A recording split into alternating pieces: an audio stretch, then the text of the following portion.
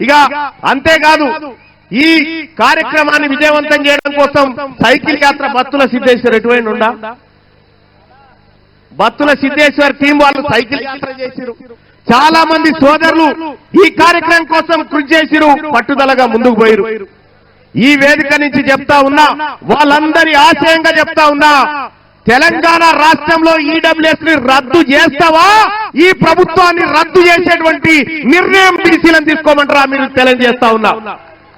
EWS ను రద్దు చేయాలా వద్దా? ఈడబ్ల్యూఎస్ ని రద్దు చేయాలి, బీసీలకు సమాన వాటా కల్పించాలని చెప్పి తెలియజేస్తా ఉన్నా. అమ్మా ఇలా బీసీలం ఎంతమంది ఇవాళ లెక్క చెప్పారు? 56-57% ఉన్నారా మీరు బీసీలు అని చెప్పి ప్రభుత్వం లెక్క చెప్పింది. సరే 56-57% ఉన్నోనికి ఓ 42% రిజర్వేషన్ ఇస్తే తప్పేం కాదు.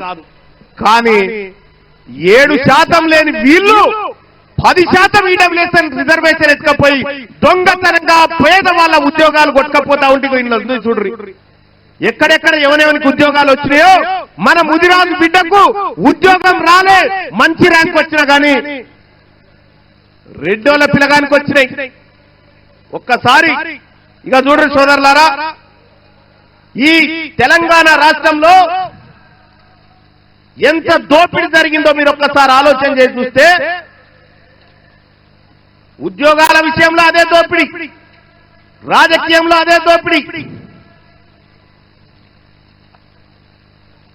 వెనకాల ఇక మన ముస్లిం సోదరులకు కూడా నేను చెప్తా ఉన్నా, ముస్లిం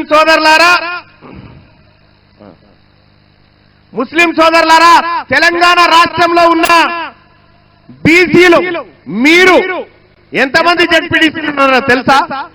539 జెడ్పీటీసీలు ఉంటే ఒక్కడు ముస్లిం ఆయన ఉన్నాడు. ఆమె బేగం, షమినా బేగం అని చెప్పి ఆలంపూర్ కాడున్న జెడ్పీటీసీ ఒక్కటి ముస్లిం సోదరి. వాళ్ళు 12% ఉన్నారని లెక్కలు చెప్తా ఉంటే ఒక్క జెడ్పీటీసీ. అందుకోసమే 42% రిజర్వేషన్లు రావాల్సిందే అన్న మాట నిలబెట్టుకోవాల్సిందే సోదరులారా. ఈ 42 కాదు కానీ ఆ జనరల్ కోటాలు ఏవైతే ఉన్నాయో, జనరల్ కోటా అంటే ఇక మనమే కదా, బీసీలే, అన్రిజర్వ్డ్ ప్లేసెస్ అన్ని బీసీలే, అన్ని చోట్ల బీసీలు ఎన్నికల్లో నిలబడి తమ సత్తా దాటాలని చెప్పి తెలియజేస్తా ఉన్నా. అలాగే ఇక మనది ఏ రంగంలో లేదు, సినిమా హీరోలు కూడా మనోళ్ళు ఏం లేరు, సినిమా హీరోలు ఏం లేరు. మొన్న క్యూ న్యూస్ లో వేస్తా ఉన్నా, ఎవరెవరు ఏం చేస్తా ఉన్నారు అని వేస్తా ఉన్నా. ఇక వాళ్ళు ఒక ఆయన అంటాడు ఏమని, మాకు తప్ప రిజర్వేషన్ ఉంటే తప్ప అంటుండ ఆయన.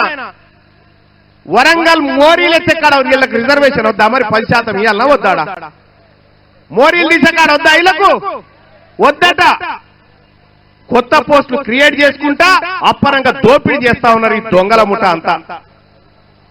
తెలంగాణ బీసీ సమాజమా, ఇవాళ పెద్దలు ఆర్ కృష్ణయ్య గారు తన శక్తి వంచన లేకుండా కొట్లాడిండు తెలంగాణలో ఉన్నటువంటి బీసీల కోసం, ఏపీలో ఉన్న బీసీల కోసం, మొత్తం సమస్త బీసీల కోసం 30-40 ఏళ్లు తల్లాడిండు పెద్ద మనిషి.